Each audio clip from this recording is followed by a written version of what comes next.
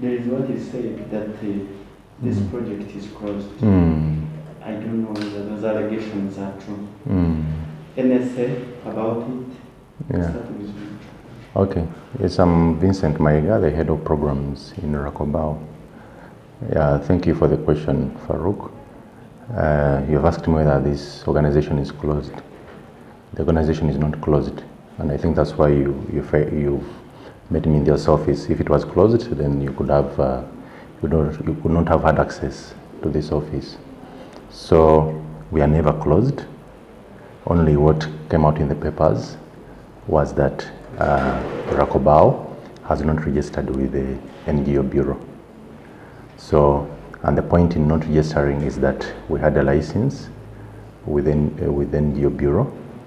It expired during the lockdown. So when we contacted the office for renewal of the permit, they advised us to report back after the easing of the lockdown.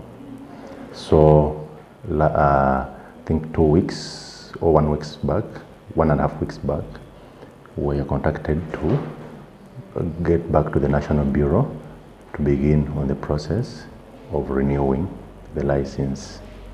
So the process has been done and it's been concluded. So we are not closed. RACOBAO is open. RACOBAO has never been closed. So people out there should know that RACOBAO has never been closed.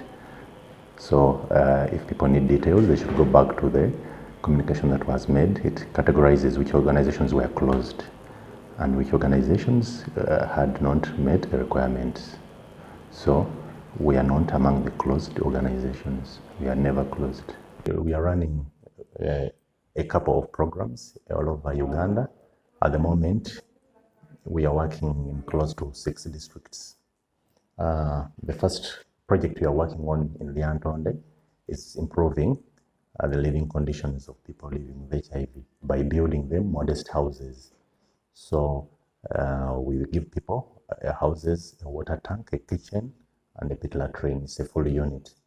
So this year alone, we are building 8 units in Lyantonde, rural.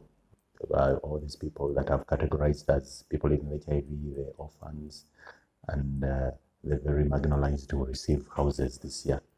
So far, we constructed 4, and the next quarter before December, we shall construct other 4 units. We're also running a program on ending gender-based violence in Ruwengo, Lyantonde, Rakai, and Sembabule. So we are working with faith leaders to end gender-based violence. So, and we want to appreciate the European Union for supporting this work. We're also running a project in Kamwenge, specifically in Ramwanja, where we're supporting women who are refugees to start up small businesses.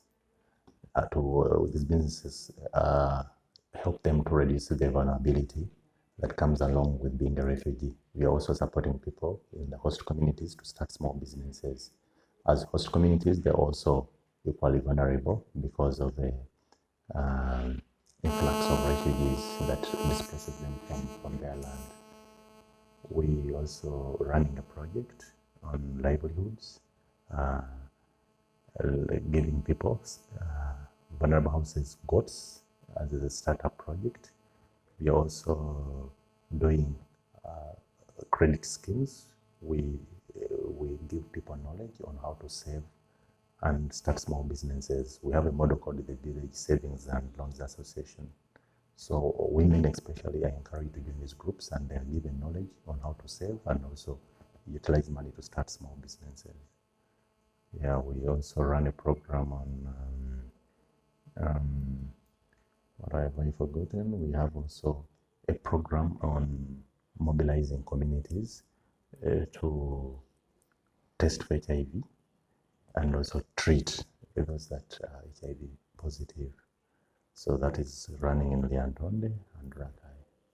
So briefly, that's what we are doing. And also we have a program in Mubende where we're supporting communities to take children to school and also get them the necessary requirements to stay in school. And it's a model that looks at teachers, the pupils, the school management, and also the communities. So we are looking at strengthening those different stakeholders' roles in having quality education delivered to pupils in Morende district. So briefly, that's what we do.